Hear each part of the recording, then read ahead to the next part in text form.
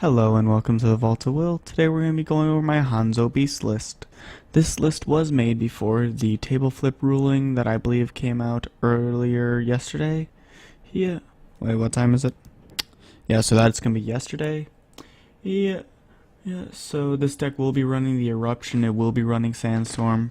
Ultimately that just adds to your clear value, who you might not have the burst from the old rules, but you're still going to have some good combo here. Starting with Hanzo, you have a solid green ruler who also has the ability to reuse runes when he judgments, as well as with his master rune of Sealing Scroll. You can cancel others like Ruined Earth that your opponents can be casting to try and get ahead, and you can for free just deny them that. Starting off, we're going to be using Boonbook, the legendary tea kettle. Well, one of the better cards in the deck, allows you to have a solid defender out as well as just cheats in other cards for you. So if you're low on getting the right colors for an Eruptifant, you summon him, they kill him, you get your Eruptifant out. Eruption's just good board clear for you. Eruptifant gains bonuses due to all your other beasts. Whenever they swing, he's going to gain a buff, as well as gives all of them and himself swiftness. Explore the Unknown we're going to be using to look for resonators throughout the deck to give us more of our filter and the ability to sustain how we play. Yeah, Fast Food is here to generate strength counters for us, because Hanzo himself cannot generate them. But he also works with Boonboku to do cool strats when you banish him with it for 1 red, gain 15 strength counters. And then you can quickly summon out just your old Mole here, which you searched out using your Explore the Unknowns. We're going to be using Welser, the Archmage of Fire. Ultimately, just solid body, yeah, and with his ability, you can always combo him with some Eruptions for some very quick burst to field for big board clear. Combo with Ruined Stories to regenerate multiple resonators from your grave back to your hand. How to make your opponent lose multiple resonators. Scalding Breath for endgame. He ultimately allows you to do some pretty cool things, like with your Ferocious Attack, search for multiple beasts. Though I'm not sure if the additional cost would still retain for both copies. Ferocious Attack does let us use those counters we gain off Fast Food to search out our beasts and to play them out from our deck, as well as when they enter our hand, it does deal damage.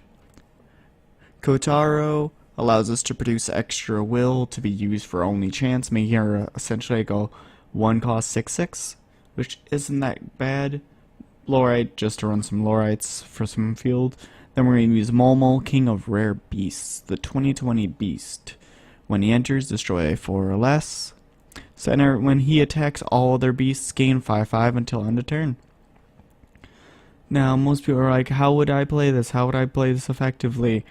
Yeah, because when you cheat him out with Boonbook, when you could use your Energize with Hanzo to summon him out on turn 3, and then hold a red and then Fast Food him, if Momo's in hand, and summon this on turn 3, well, your turn 2 could have been Hero Big.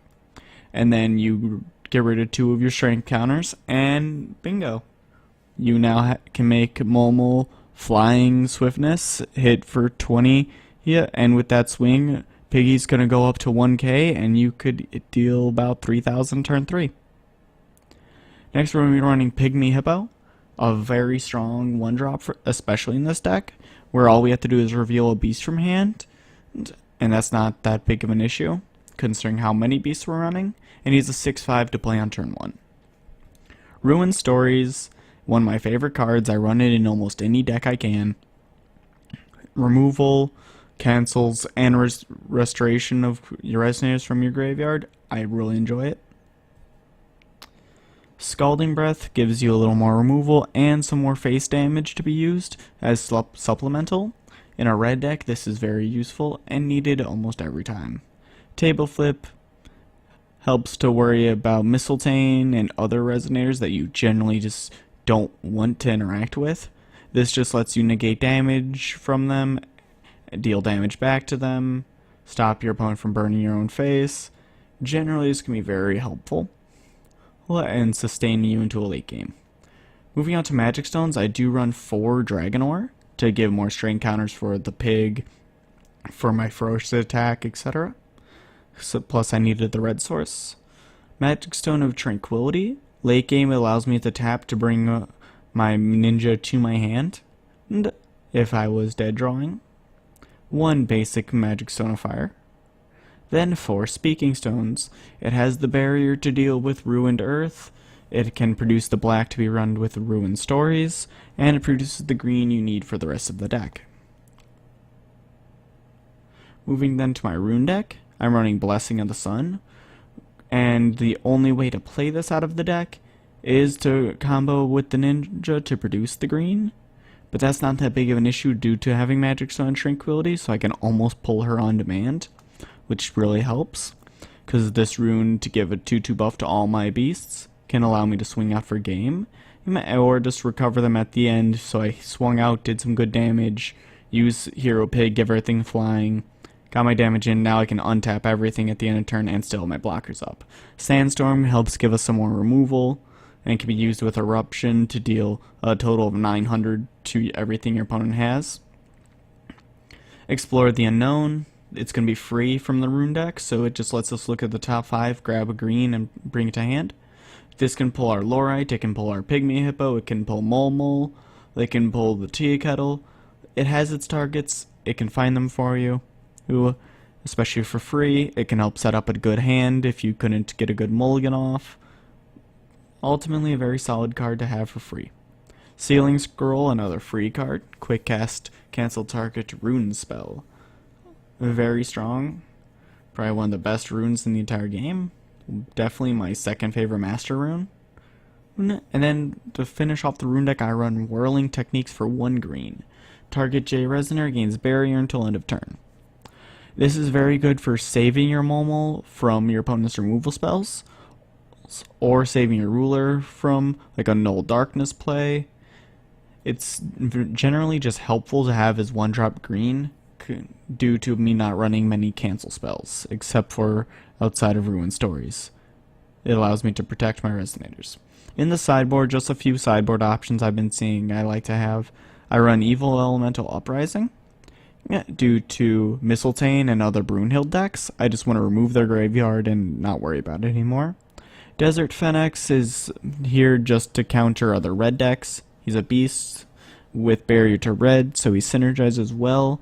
And even though for his stats for his cost might not be good, in a mirror match, he can't die to Scalding Breath, so he's pretty decent. We also run Last Days of Powerless Dragonoid in the sideboard. It's a cancel spell and it removes counters.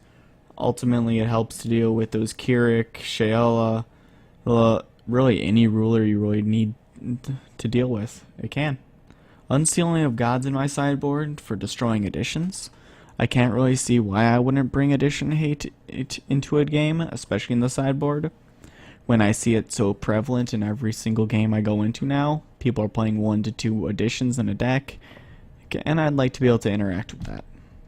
So my Hanzo Beast list is very straightforward. Not nearly the amount of time I needed to explain it. It's generally just an aggro list that uses a lot of interesting tricks and techniques to keep going, and has a few sneaky plays like pulling out the King of Rare Beasts. The entire deck really revolves around the Hero Pig and pulling it out, so you can give everything you have swiftness, especially when you don't have Eruptifant on the field yet. So it's a very self-explanatory and basic list. I've just been running it for fun. Tom really enjoys beasts and the red-green combo in general, so this was another one he really requested that I tried to do, and I actually enjoy how it turned out. Now I could easily reduce the Welser and up the Mole. Well, that's pretty simple for the deck, but ultimately, yeah, I am pretty decently happy about how this turned out. So thank y'all for watching. This has been Magnus. I'm going to be signing out and instantly jumping into the next one, which up next I'm going to be going over my Hanzo Valkyrie list.